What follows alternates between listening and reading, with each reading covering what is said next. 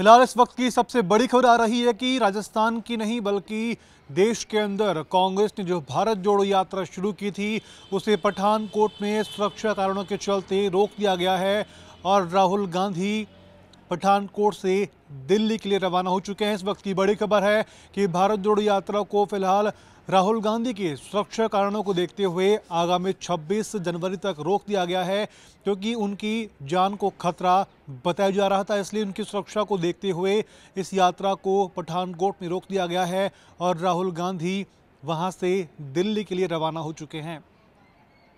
फिलहाल ये थी भारत जोड़ो यात्रा के बाद अब रुख करते हैं राजस्थान की सियासत को लेकर के, क्योंकि इन दिनों राजस्थान की सियासत में तीर चलाओ अभियान शुरू हो चुका है। जहां पर पहले राहुल गांधी की भारत जोड़ो यात्रा प्रदेश में निकली थी, तब तक प्रदेश में शांति थी और यात्रा के निकलने के बाद ही दो धड़ों ने फिर से अपने सियासी तीर चलाने शुरू कर दिए हैं। एक दूसरे को कमज़ोर दिखाना और उन पर तंज कसना शुरू कर दिया है। आखिर ये दोनों कौन हैं और क्यों एक दूसरे पर तंज कस रहे हैं, इस पर हम बात करेंगे हमारे सहयोगी हरिनाम के साथ कि आखिर क्या कारण है कि राजस्थान की सियासत में ये दोनों नेता अपने आलाकमान की बात भी नहीं मान रहे हैं। हरिनाम, सबसे पहले आपका बहुत बहुत स्वागत है हमारी चर्चा के अंदर। बिल्कुल रौनक में। लेकिन अब वहीं अगर हरिनाम बात करें कि प्रदेश में कांग्रेस में दो बड़े चेहरे हैं, मुख्यमंत्री गहलोत और पूर्व उप मुख्यमंत्री सचिन पायलट।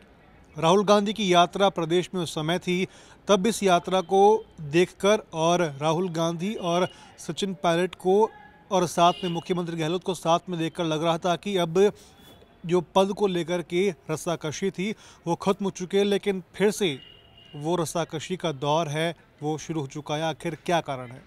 बिल्कुल रौनक, जिस तरह से देखा जा रहा है कि अभी भारत जोड़ो यात्रा को जिस तरह से पठानकोट में रोक दिया था, ये सिलसिला 2 दिन पहले का है। अगर कल की बात किया जाए तो कल एक सभा हुआ था जिसमें खड़गे, राजस्थान के मुख्यमंत्री अशोक गहलोत वो शामिल थे। वहीं अगर बात करें कि दिव्या मंदेरणा वो भी शामिल थी, अशोक चांदना जो मंत्री है वो भी शामिल थे। कल एक ज़ोर शोर से वहाँ पे एक सभा भी हुआ था, सभा को संबोधित भी किया गया था। कहीं न कहीं जिस तरह से सभा को संबोधित किया गया था, ये भी सुनने में आ रहा है कि जो वहाँ के राहुल गांधी हैं, राहुल गांधी ने करीब 16 सदस्यीय जो टीम है, जो पार्टियाँ हैं, उनसे मुलाकात भी किए थे। उन्हीं सबको देखते हुए जिस तरह से भारत जोड़ो यात्रा में उनका आज रोका गया है, कहीं न कहीं सुरक्षा कारणों को लेकर देखा जाए। ये कहा जा सकता है कि सूत्रों के हवाले जो खबर निकल के सामने आ रही है, ये देखा जाए कि 26 जनवरी का आने वाला टाइम है, गणतंत्र दिवस मनाया जाता है ज़ोर शोर से, तो कहीं न कहीं आतंकी हमले को देखते हुए सुरक्षा में चूक के कारण वहाँ पे आज भारत जोड़ो यात्रा को रोक दिया गया है। अगर हम उसी को धड़े को देखते हुए अगर राजस्थान सियासी घमासान की बात किया जाए तो जिस समय राजस्थान में भारत जोड़ो यात्रा चल रहा था, उस समय ये आपने भी देखा था फ़ोटो कैप्शन, सबसे बड़ा फ़ोटो कैप्शन की जो बात सामने आई थी कि पायलट गुट की बात करें या गहलोत गुट की बात करें, उनको एक जाजम पे बैठाने की प्रक्रिया किया गया था और बैठाया भी गया था। कहीं अगर देखा गया था अशोक गहलोत से करीब 1 से 1.5 घंटे मंत्रणा अलग से हुई थी, तो वहीं पायलट के साथ भी हुआ था।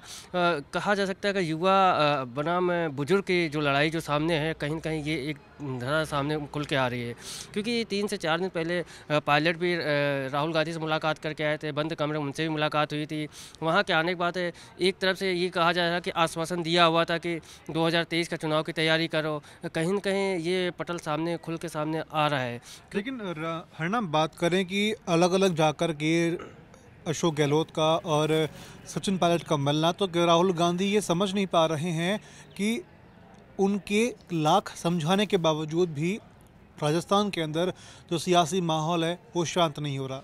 अगर रौनक चर्चाओं का दौर देखा जाए तो जिस तरह से राहुल गांधी का एक आपने भाषण देखा था, एसेट के बारे में जवाब दिया था, एसेट यानी कि राजस्थान के लिए दोनों नेता ही बहुत महत्वपूर्ण हैं।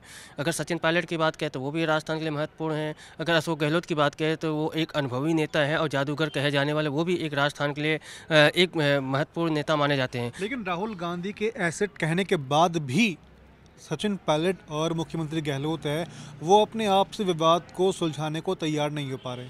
देखो राहुल, जब राजनीति में कोई नेता आता है तो हर किसी की एक इच्छा और मंशा होती है, हर किसी को पद की लालसा होती है। अगर पद की लालसा अगर नहीं होता तो कहीं न कहीं पार्टी को देख के चलते। तो कहीं न कहीं ये नज़र सामने आ रहा है कि 2023 का जो चुनाव है रिपीट होगा या नहीं होगा, वो डर बना हुआ है नेताओं के बीच में। उसी को देखते हुए आपने देखा कुछ दिन पहले खाद्य मंत्री हैं, वो भी अपनी मन की बात सामने कह दिया था। तो कहीं न कहीं कहा जा सकता है कि जब सीट की और पद की लालसा होती है तो उनकी मन की भावनाएँ उजागर होकर सामने आती हैं। कांग्रेस ये कहती है कि कांग्रेस में सबसे बड़ा कांग्रेस का नेतृत्व है, कांग्रेस की जो नियम कायदे हैं वो हैं।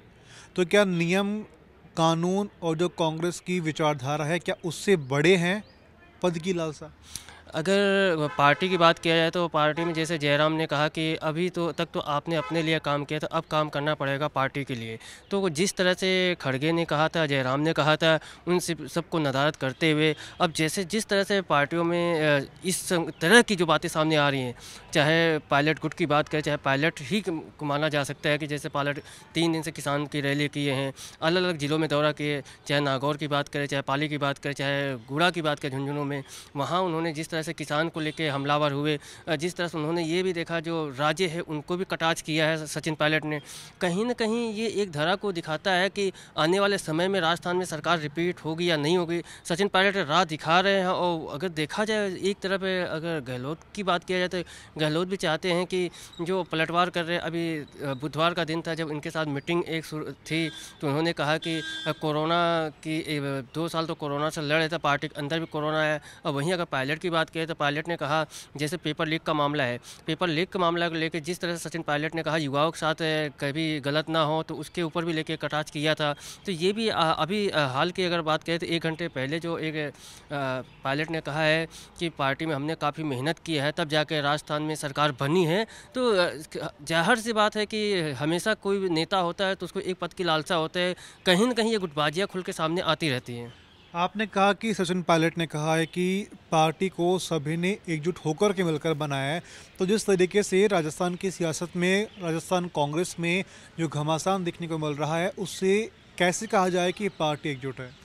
पार्टी एकजुटता की जहाँ बात सामने आती है, कहीं न कहीं जिस तरह से कई मीटिंग हुआ, कई दौर चला, तो ये दौर को ना देखते हुए नदारद की बात है। एक चीज़ और भी जो कहा जा सकता है राजनीतिक गलियारों में ये आ रहा है कि ये जो पायलट ने जो हमलावर हो रहे हैं, कहीं न कहीं एक दूसरी पार्टी में जाने की प्रक्रिया उनको नज़र आ रहा है, या वो अपनी इस समय युवा को लेकर जो ताकत दिखा रहे हैं, जो ताकत इस समय दिखा रहे हैं राजस्थान के अंदर, वो हमेशा से ये बताना चाहते हैं कि राजस्थान में अहम मैं माना जाता हूँ।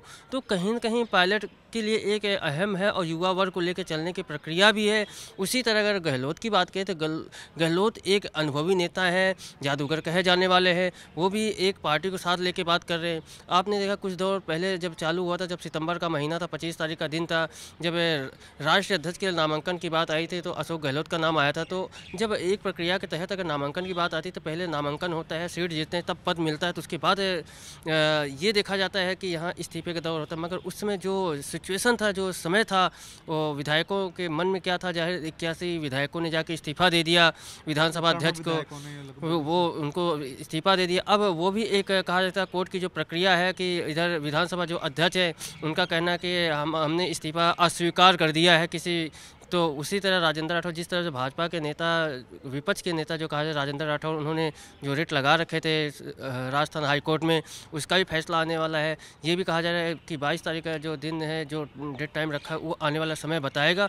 मगर फिलहाल चाहे कांग्रेस की बात करें, चाहे बीजेपी की बात करें, इतना आसान नहीं है कि 2023 जो चुनाव आने वाला है। मतलब कुल मिला के बात की जाए कि जो प्रिपरेशन है 2023 की तैयारी है वो शुरू कर दी है। कांग्रेस के लिए इतना आसान नहीं होगा कि कांग्रेस सरकार रिपीट करवा सके।